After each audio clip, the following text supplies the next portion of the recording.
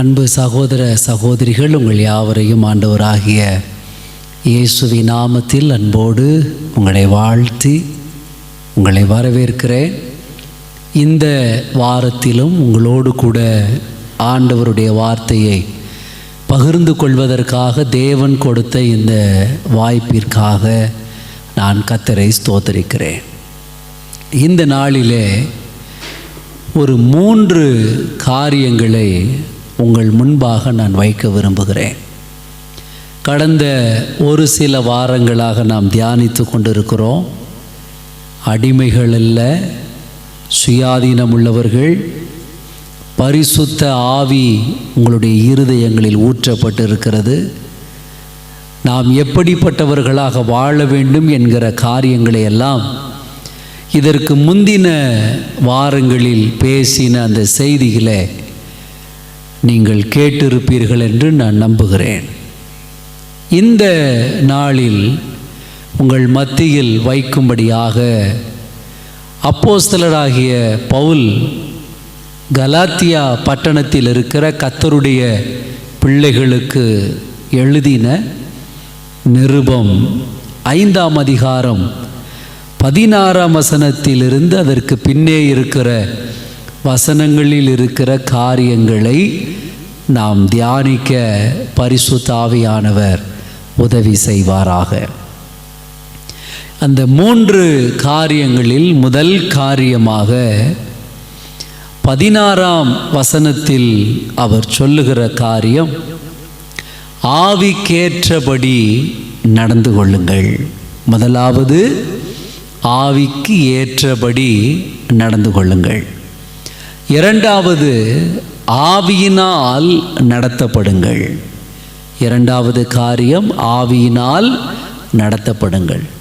மூன்றாவது காரியம், ஆவியின் கனி உடையவர்களாய் வாழுங்கள். இந்த 3 காரியங்களையும் தியானிக்க பரிசுத்த ஆவியானவர் உதவி செய்வாராக. முதலாவது காரியம், ஆவிக்கேற்றபடி நடந்து கொள்ளுங்கள். இந்த ஆவிக்கேற்றபடி நடந்து கொள்ளுங்கள் என்று சொல்லுகிற இந்த வாக்கியத்தை, இந்த வார்த்தையை நாம் யோசிக்கும்போது இது ஒரு தேவ பிள்ளைகளை உணர்த்தத்தக்கதான வார்த்தையாக இருக்கிறது. இந்த வார்த்தையை கேட்கும் போதே நாம் யார் என்பதை உணர்த்தப்படுவதற்கு, உணர்வடைவதற்குரிய ஒரு வார்த்தை. நீங்கள் ஆவிக்குரிய பிள்ளைகள். நீங்கள் யாருக்கு ஏற்றபடி, எதற்கு ஏற்றபடி நடக்க வேண்டும் என்று சொன்னால், ஆவிக்கு ஏற்றபடி நீங்கள் நடக்க வேண்டும். நம்முடைய வாழ்க்கையின் ஒரு நாள் துவங்குகிற நேரத்திலிருந்து அந்த நாளை முடிக்கிற நேரம், உங்கள் படுக்கையில் அமர்ந்து நீங்கள் ஜெபம் பண்ணி நீங்கள் படுக்கும்போது ஒரு நிமிடம், இன்று பகல் முழுவதும் நீங்கள் செய்த காரியங்கள் ஒவ்வொன்றாய் நீங்கள் நினைத்து பாருங்கள். எளிதாய் நீங்கள் கண்டுபிடிக்க முடியும், அறிந்து கொள்ள முடியும். எவைகளெல்லாம் ஆவிக்கு ஏற்றபடி செய்தீர்கள், எவைகளெல்லாம் ஆவிக்கு ஏற்றபடி செய்யாமல் மாம்சத்திற்கு ஏற்றபடி செய்தீர்கள். ஐயா, மாம்சத்தின் கிரிகைகளை ஜெயிப்பதின் ரகசியம் ஆவிக்கு ஏற்றபடி நீங்கள் நடப்பது. ஆகவே கலாத்தியா பட்டணத்தில் இருக்கிற சபை மக்களுக்குள், சகோதர சகோதரிகளுக்குள்ளே இருந்த ஒரு மிகப்பெரிய பாரம், அந்த ஜனத்தை குறித்த பாரம் அப்போஸ்தலனாகிய பவுலுக்கு, அவர்கள் ஆவிக்கேற்றபடி நடக்காமல் அவர்கள் மாம்சத்திற்கேற்றபடி நடக்கிறவர்களாயிருந்தார்கள். இன்றும் கிறிஸ்தவர்கள் என்று சொல்லுகிற அநேகருடைய வாழ்க்கையில் 99% எனக்கு அருமையான சகோதரனை சகோதரியே, அவரவர்கள் ஆராய்ந்து பார்க்கும்போது தெரியும், மாம்சத்தின்படிதான் நடக்கிறார்கள். உள்ளே ஒரு வேஷம், வெளியே ஒரு வேஷம். பவுல் சொல்லுகிறார், ஆவிக்கேற்றபடி நடந்து கொள்ளுங்கள். ஆவிக்கேற்றபடி நடந்து கொள்ளுங்கள். இருதயத்தை பாதிக்க பண்ணுகிற ஒரு வார்த்தை. ஒரு ஆவிக்குரிய தேவ மனுஷனுடைய அடிமனதிலிருந்து தன் பிள்ளைகள், தன்னால் போதிக்கப்பட்டவர்கள், தன்னை நேசித்தவர்கள், பவுல் சொல்லும்போது சொல்லுகிறார், நான் பலவீனனாய் வந்தேன், அந்த பலவீனத்தின் மத்தியில் உங்கள் கண்களை பறித்து எனக்கு கொடுக்க கூடுமானால் கூட நீங்கள் அதை செய்திருப்பீர்கள். ஏனென்றால் என்மேல் நீங்கள் வைத்திருக்கிற அன்பு அப்படிப்பட்டது.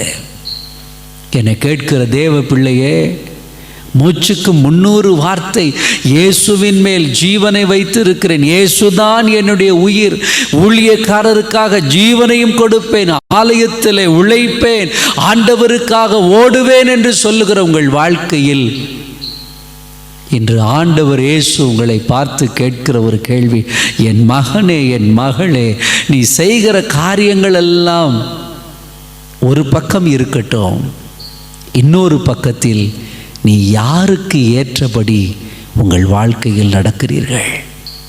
என் அன்பு சகோதரனே, சகோதரியே, இந்த செய்தியை கேட்கிற உங்களை நான் குற்றவாளிகளாக பார்க்கவில்லை, ஆனால் மாறாக நீங்கள் உணர்த்தப்பட வேண்டியது அவசியம். அறியாமையில், உணராமல் அநேக நேரத்தில் உங்கள் கலாச்சாரங்கள், நீங்கள் சார்ந்து வாழ்கிற உங்கள் பகுதிகளில் இருக்கிற காரியங்கள், இவைகளெல்லாம் மாம்சத்தின் கிரிகைகள் நிறைந்தவைகளாய் இருக்கிறபடியினாலே ஆவிக்கேற்றபடி நடக்க நாம் தவறிவிடுகிறோம். இங்கே பவுல் சொல்லுகிறார், ஆவிக்கேற்றபடி நடந்து கொள்ளுங்கள், ஆவிக்கேற்றபடி நடந்து கொள்ளுங்கள். அநேக காரியங்கள் உண்டு, ஆனால் இங்கே ஒரு காரியத்தை பவுல் குறிப்பிட்டு சொல்லுகிறார். என்ன காரியம் என்றால் 15ஆம் வசனத்தை பாருங்கள். நீங்கள் ஒருவரை ஒருவர் கடித்து பட்சித்தீர்களானால் நீங்கள் அழிவீர்கள். ஒருவருக்கொருவர் வாக்குவாதங்கள், ஒருவருக்கொருவர் சண்டைகள், ஒருவருக்கொருவர் காயப்படுத்துகிற அனுபவங்கள், தான் யார் என்பதை மறந்து, தான் யாரை பிரியப்படுத்தி வாழ வேண்டும் என்பதை மறந்து இந்த உலகத்தில் வாழ்ந்து கொண்டிருக்கிற ஆவிக்குரிய பிள்ளைகள் ஒருவரை ஒருவர் கடித்து பட்சிக்கிற அனுபவங்கள். யோசித்து பாருங்கள். இந்த செய்தியை கேட்டுக்கொண்டிருக்கிற இந்த நேரத்தில் நீங்கள் ஆரம்ப காலத்தில் எத்தனை பேரோடு ஐக்கியமாக இருந்தீர்கள்? ஆலயத்தில் வருகிற சகோதர சகோதரிகள் எப்படிப்பட்ட ஐக்கியமுடையவராய் இருந்தீர்கள்? ஆனால் ஏதோ ஒரு சூழ்நிலையில், ஏதோ ஒரு காரியத்தில் உங்களுக்குள் ஏற்பட்ட மாம்சத்தின் கிரிகைகளின் நிமித்தம் ஆவியினால் நீங்கள் நடத்தப்படாமல் மாம்சத்தினால் நீங்கள் நடத்தப்பட்டபடியினால் அன்பில்லை, சகோதர சிநேகமில்லை, ஐக்கியமில்லை, சமாதானமில்லை, சந்தோஷமில்லை. ஆலயத்தில் மட்டுமா இது? இல்லை, வீடுகளுக்குள்ளும் இதே நிலைமைதான். ஒரு கணவன், ஒரு மனைவி, 1 அல்லது 2 அல்லது 3 பிள்ளைகள், ஒருவருக்கொருவர் விட்டு கொடுப்பது இல்லாத நிலைமையில் ஒருவரை ஒருவர் குறை சொல்லி, ஒருவருக்கொருவர் யார் பெரியவர்கள் என்கிற எண்ணத்தில் ஒருவரை ஒருவர் கடித்து பட்சிக்கிறது நிமித்தம் உங்கள் வீடு சமாதானத்தை இழந்து போகிறது. என்னை கேட்கிற என் அன்பு சகோதரனே, சகோதரியே, ஒரு ரகசியத்தை சொல்லுகிறேன். பல வருட பிரயாசம், பல வருட ஜெபம், பல வருஷ காத்திருப்பு, அதன் பலனை எதிர்பார்க்கிற நன்மைகளை ஆண்டவர் கரத்தில் இருந்து நீங்கள் பெற்றுக்கொள்ளாமல் இருப்பதற்கும் தடை எது தெரியுமா? உங்கள் வீட்டிற்குள் நீங்கள் ஒருவருக்கொருவர் சமாதானமற்ற நிலையில் இருப்பதுதான். இந்த பூமியிலே பிள்ளைகளை பெற்றெடுக்கிறோம், பிள்ளைகளை வளர்க்கிறோம். ஒரு குறிப்பிட்ட வயது வரும்போது பிள்ளைகளை திருமணம் செய்து வைக்கிறோம். எனக்கு அருமையான தேவ பிள்ளையே, அந்த பிள்ளைகள் சந்தோஷமாய் ஐக்கியமாய் வாழ்வதுதான் ஒவ்வொரு தாய் தகப்பனுக்கும் மகிழ்ச்சி. அதே போலதான் இயேசு தன்னுடைய ஆவியை உங்களுக்குள்ளே வைத்திருக்கிறார். அதன் ரகசியம் என்ன?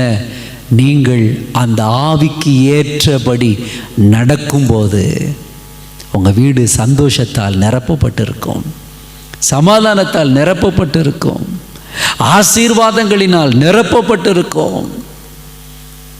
நீங்கள் ரட்சிக்கப்பட்டதற்காக, உங்களுக்காக இயேசு சிலுவையில் மரித்ததற்காக அவர் இருதயம் மகிழ்ந்து கழிகிறோம். என்னை கேட்கிற சகோதரனே, சகோதரியே, ஒருவரை ஒருவர் கடித்து பட்சிக்கிற அனுபவம் உங்கள் வாழ்க்கையில் அழிவை கொண்டு வரும், அழிவை கொண்டு வரும். கடைசி நாட்களில் மனிதர்கள் மத்தியில் அன்பு தணிந்து போகும். ஆனால் வளர்ச்சிக்கு, ஆசீர்வாதத்திற்கு, மேன்மைக்கு, உயர்வுக்கு, ஒரு நல்வாழ்க்கைக்கு அவசியம் கடித்து பட்சிப்பதல்ல, ஆவிக்கேற்றபடி நடந்து கொள்வது.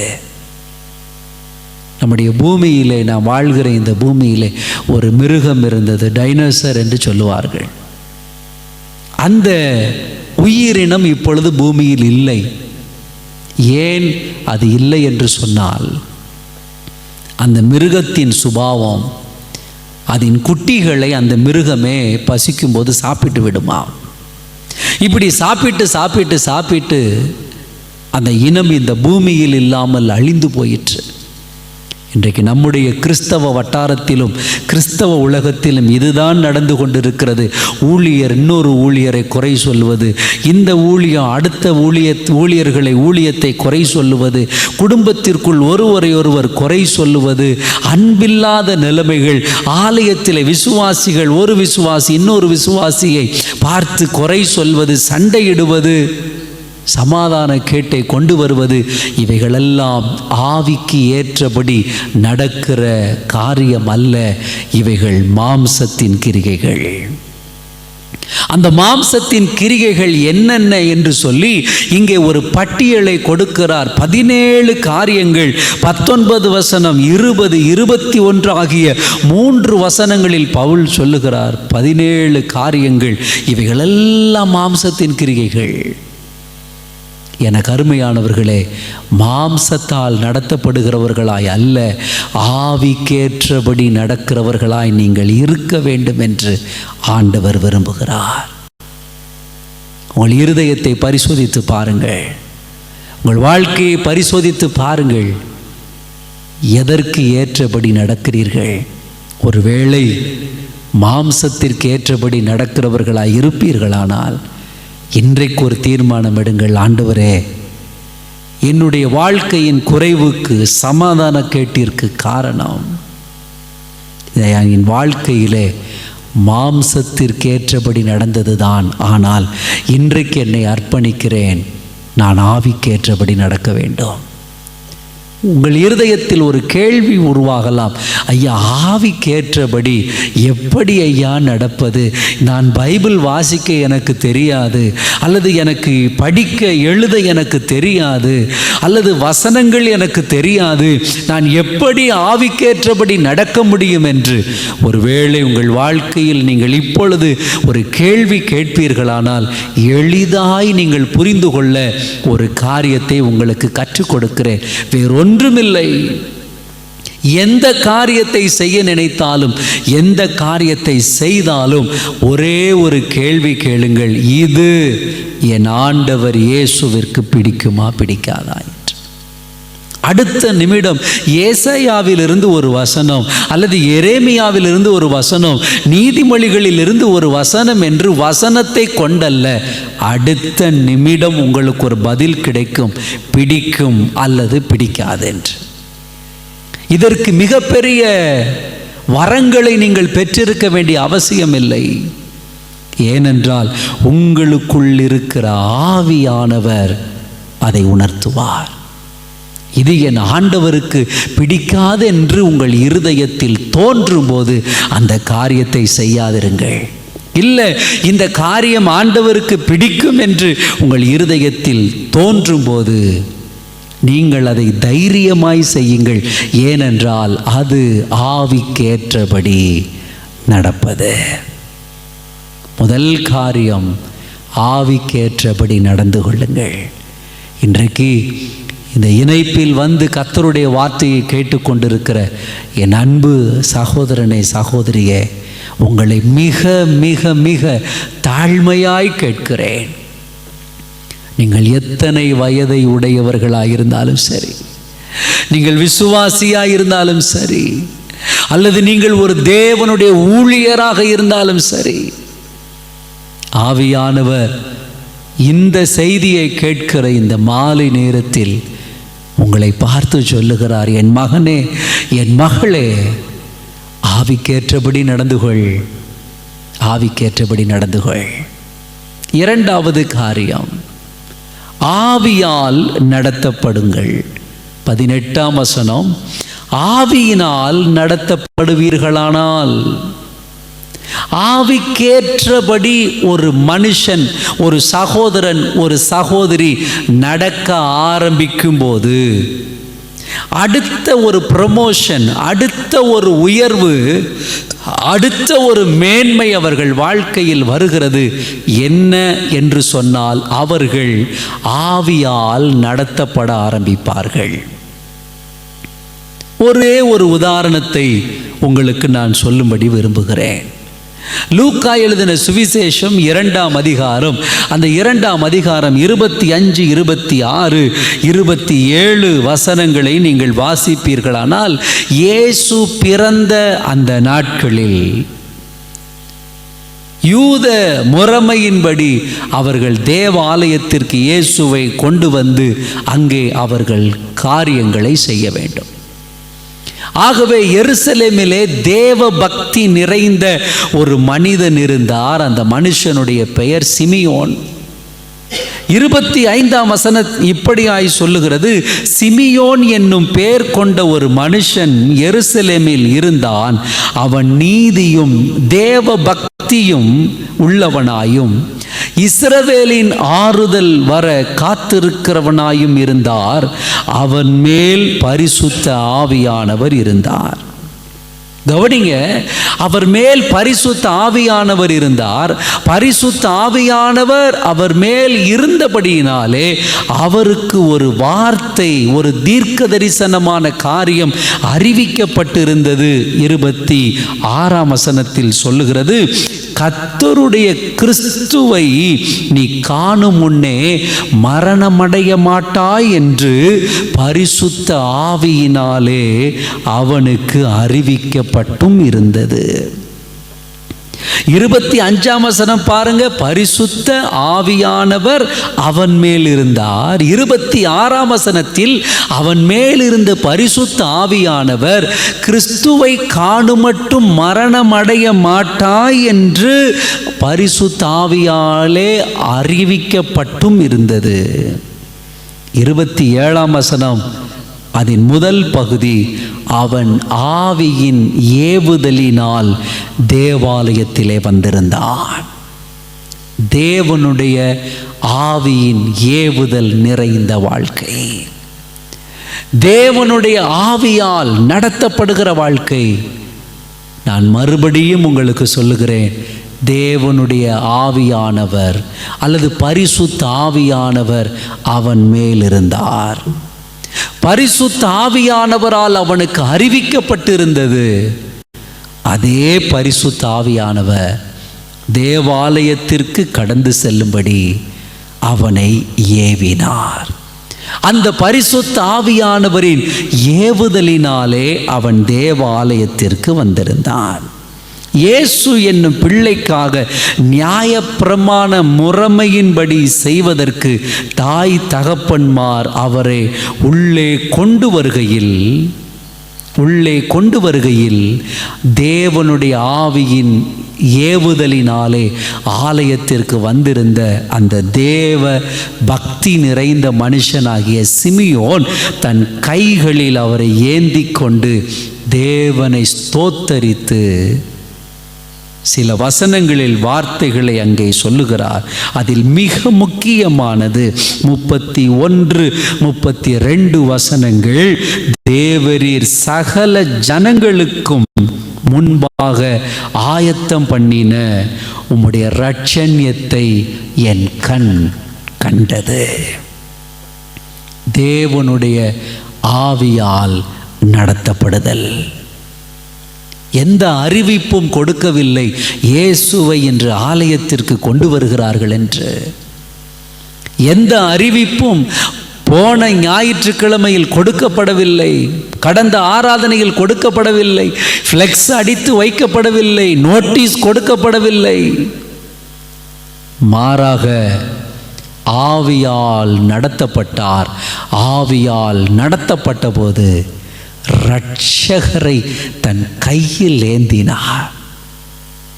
எத்தனையோ மனிதர்கள் உண்டு.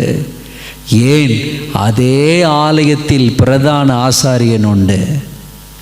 ஆனால் ஆறுதல் வர காத்திருந்த சிமியோன், ஆவியாலே ஏவப்பட்ட சிமியோன், ஆவியாலே நடத்தப்பட்ட சிமியோன் இரட்சகரை தன் கையில் ஏந்தி இரட்சண்யத்தை காணும்படி அவர் வாழ்க்கையில் மகிமையான ஒரு காரியத்தை பெற்றுக்கொள்ள ஆண்டவர் கிருபை பாராட்டினார். அது மாத்திரமல்ல, அதன் பின்னே இயேசுவிற்கு என்னென்ன நடக்கும் என்பதை 34 வசனங்களில் அவர் சொல்லுகிறார். 34, 35 வேதம் சொல்லுகிறது, அவருடைய தாய் தகப்பன்மார் அவரை குறித்து சொன்ன காரியங்களை சிந்தித்து ஆச்சரியப்பட்டார்கள். நீங்கள் ஆவியால் நடத்தப்படும் போது நீங்கள் போகிற இடத்தில், நீங்கள் பேசுகிற இடத்தில், உங்களை கொண்டு ஆவியானவர் பேசுகிற காரியங்களின் நிமித்தம் அநேக ஜனங்கள் ஆசீர்வதிக்கப்படுவார்கள். ஆசீர்வதிக்கப்படுவது மட்டுமல்லாமல் ஆச்சரியப்படுவார்கள்.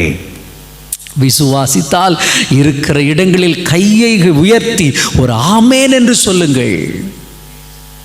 என கருமையான சகோதரனே, சகோதரியே, இரட்சண்யத்தை காண்பீர்கள், இரட்சகரை காண்பீர்கள். உங்கள் நிமித்தம், நீங்கள் ஆவியால் நடத்தப்படுவதின் நிமித்தம் நீங்கள் அநேகருக்கு ஆசீர்வாதமான பாத்திரமாயிருப்பீர்கள். இந்த வார்த்தையை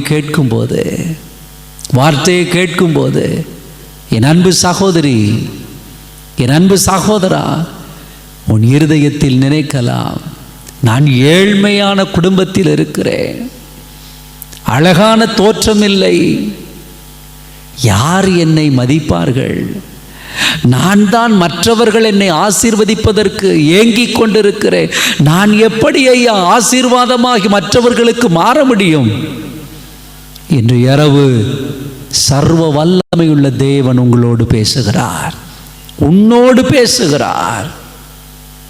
நீ எந்த குலமாக இருந்தாலும் சரி, எப்படிப்பட்ட தாழ்மையில் ஏழ்மையில் இருந்தாலும் சரி, அகோரமான தோற்றத்தில் இருந்தாலும் சரி, ஆவியால் நடத்தப்படும் போது ஆண்டவர் உங்களை அநேகருக்கு ஆசீர்வாதமான பாத்திரமாய் நடத்துவார் என்பதில் எந்த சந்தேகமும் இல்லை. நீ ஓடி ஓடி உழைத்து அநேகருக்கு ஆசீர்வாதமான பாத்திரமாய் மாற முடியாது. ஓடி ஓடி நன்மை செய்து அநேகருக்கு ஆசீர்வாதமான பாத்திரமாய் மாற முடியாது. ஒன்றே ஒன்று செய்யலாம்.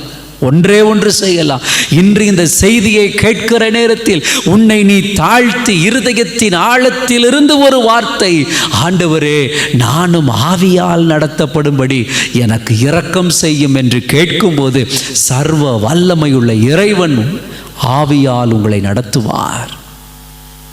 ஆவிக்கேற்றபடி நீங்கள் நடக்கும்போது நீங்கள் ஆவியால் நடத்தப்படுவீர்கள். நீங்கள் அநேகருக்கு ஆசீர்வாதமான பாத்திரமாய் வாழ ஆண்டவர் உங்களுக்கு கிருபை பாராட்டுவார். என் இருதயம் பரிசுத்த ஆவியின் ஏவுதல் நிரப்பப்பட்ட நிலைமையில் உங்களை பார்த்து சொல்லுகிறேன், நீங்கள் அநேகருக்கு ஆசீர்வாதமாய் மாறுவீர்கள். அநேகருக்கு ஆசீர்வாதமாக மாறுவீர்கள். சகோதரா, நீங்கள் தான் அந்த சிமியோன். சகோதரி, நீங்கள் தான் சிமியோனை போல அநேகருக்கு ஆசீர்வாதமாய் இருக்க ஆண்டவர் உங்களை பயன்படுத்த விரும்புகிறார். உங்கள் இருதயத்தை விட்டு கொடுத்து உங்கள் வாழ்க்கையை ஆண்டவருக்கு அர்ப்பணியுங்கள். மூன்றாவது காரியம், ஆவியின் கனி உடையவர்களாய் வாழுங்கள். ஆவிக்கேற்றபடி நடந்தால் ஆவியால் நடத்தப்படுவீர்கள். ஆவியால் நடத்தப்பட்டால் உங்கள் வாழ்க்கை ஆவிக்குரிய அல்லது ஆவியின் கனி நிறைந்த வாழ்க்கையாயிருக்கும். என்னை கேட்கிற சகோதரா, சகோதரி, ஒரு மரம் நல்ல மரம் என்று எதினால் அறியப்படும் என்றால் அதன் கனிகளினால் அறியப்படும். நீங்கள் ஜெபிப்பது மற்றவர்களுக்கு பிடிக்குமா பிடிக்கலையா தெரியவில்லை. உங்களுடைய பேச்சு ஜனங்கள் விரும்புகிறார்களா விரும்பவில்லையா தெரியவில்லை. ஆனால் ஜனங்கள் எதிர்பார்ப்பது கனியை எதிர்பார்க்கிறார்கள். கனி என்றால் உங்கள் வாழ்க்கையில் உங்களுடைய கிரிகைகள் எப்படிப்பட்டதாயிருக்கிறது. மிக தெளிவாக சொல்லுகிறார், பாரத்தோடு சொல்லுகிறார். கலாத்திய பகுதியில் இருக்கிற அல்லது கலாத்திய பட்டணத்தில் இருக்கிற மக்களுக்கு மாத்திரமல்ல, இன்று மாலையும் இந்த தேவனுடைய வார்த்தையை கேட்கிற தேவ பிள்ளைகளாகிய உங்கள் ஒவ்வொருவருக்கும் சொல்லுகிறார், ஆவியின் கனி உடையவர்களாயிருங்கள். அந்த ஆவியின் கனி என்ன என்பதை 22, 23 வசனங்களிலே நாம் வாசிக்க முடியும். அன்பு, சந்தோஷம், சமாதானம், நீடிய பொறுமை, தயவு, நற்குணம், விசுவாசம், சாந்தம், இச்சையடக்கம் சொல்லிவிட்டு 23 வசனத்தில் சொல்லுகிறார், இப்படிப்பட்டவைகளுக்கு விரோதமான பிரமாணம் ஒன்றுமில்லை. ஐயா, கனி இல்லாத வாழ்க்கை, ஆவியின் கனி இல்லாத வாழ்க்கை நாம் கிறிஸ்தவர்களாய் வாழ்வதற்கு தகுதியற்ற ஒரு நிலைமை. உங்கள் அக்கம் பக்கம் வீட்டார் உங்களை பார்க்கும்போது என்ன நினைக்கிறார்கள்? சகோதர சகோதரி உங்களை பார்க்கும்போது, உங்கள் வாழ்க்கையில் இருக்கிற செயல்களை பார்க்கும்போது என்ன நினைக்கிறார்கள்? ஒரு விசை உங்கள் இருதயத்தை ஆராய்ந்து பாருங்கள். நல்ல கனி கொடா மரமெல்லாம் வெட்டுண்டு அக்கினியில் போடப்படும். அக்கினிக்கு இரையாக வைக்கப்பட்டு இருக்கிறது. கோடாரியானது மரத்தின் வேரருகே வைக்கப்பட்டு இருக்கிறது. ஒருவேளை இதுவரைக்கும் ஆவியின் கனியற்ற நிலைமை இருக்கலாம். இன்று ஆண்டவருக்கு உங்களை அர்ப்பணியுங்கள். நான் ஆவியின் கனி உடைய மனுஷனாய் இருக்க வேண்டும். மறுபடியும் சொல்லுகிறேன், ஆவிக்கேற்றபடி நடவுங்கள், அப்பொழுது ஆவியால் நடத்தப்படுவீர்கள். ஆவியால் நடத்தப்படும் போது ஆவியின் கனி நிறைந்தவர்களாய் இருப்பீர்கள். ஆண்டவர் இந்த வார்த்தைகளை கொண்டு உங்களை ஆசீர்வதிப்பார். இருக்கிற இடங்களில் உங்கள் கண்களை மூடி, ஆண்டவரே என் வாழ்க்கையையும் அப்படி மாற்றும் என்று நீங்கள் கேட்பீர்களானால் உங்களுக்காக நான் ஜெபிக்க விரும்புகிறேன். பரிசுத்தமும் இரக்கமும் உள்ள நல்ல தகப்பனே, இன்று மாலை இந்த வார்த்தையை கேட்ட ஒவ்வொரு சகோதர சகோதரிகளையும் நீர் ஆசீர்வதியும். ஆண்டவரே, ஏமாற்றிக்கொண்டே வாழ்வதல்ல, தங்கள் குறைவுகளை உமக்கு முன்பாக ஒத்துக்கொண்டு நான் இனி ஆவிக்கேற்றபடி வாழ்வேன், ஆவியால் நடத்தப்படுவேன், ஆவியின் கனி நிறைந்த ஒரு மனுஷனாய் இருப்பேன் என்று யார் யார் தங்களை அர்ப்பணிக்கிறார்களோ அவர்கள் அப்படியே நடக்க பரலோக தகப்பன் கிருபை பாராட்டும். ஆண்டவரே, ஆவிக்கேற்றபடி நடக்காமல் நன்மைகளை அனுபவிக்க முடியாமல் உடைய பிள்ளைகள் வேதனையோடு துக்கத்தோடு தோல்வி நிறைந்த மனப்பான்மையோடு அமர்ந்திருப்பார்களானால் இழந்த அத்தனை சந்தோஷங்களை, சமாதானங்களை, ஆசீர்வாதங்களை, நன்மைகளை உம்முடைய பிள்ளைகளுக்கு கர்த்தர் 2 மடங்காக கொடுத்து நீர் ஆசீர்வதியும். உம்முடைய சமாதானம், சந்தோஷம் உம்முடைய பிள்ளைகள் மேல் அளவில்லாமல் இருக்கட்டும். ஒவ்வொருவரும் அவரவர்கள் வாழ்கிற இடங்களில் ஆவியின் கனி நிறைந்தவர்களாய் வாழ்ந்து அநேகர் இவர்கள் வாழ்க்கையின் ஆவியின் கனிகளை பார்த்து உம்மை அறிந்து கொள்ள கர்த்தர் கிருபை செய்யும். அடுத்த வாரம் மறுபடியும் உம்முடைய வார்த்தையை கொண்டு உம்முடைய பிள்ளைகளை சந்திக்கும் வரையில் உம்முடைய மகிமையின் பிரசன்னம் நம்முடைய பிள்ளைகளை விட்டு விலகாமல் இருக்கட்டும். இயேசுவின் நாமத்தில் ஜெபிக்கிறோம் எங்கள் நல்ல பிதாவே. ஆமேன், ஆமேன். கர்த்தர் உங்களை ஆசீர்வதிப்பாராக. ஆமேன்.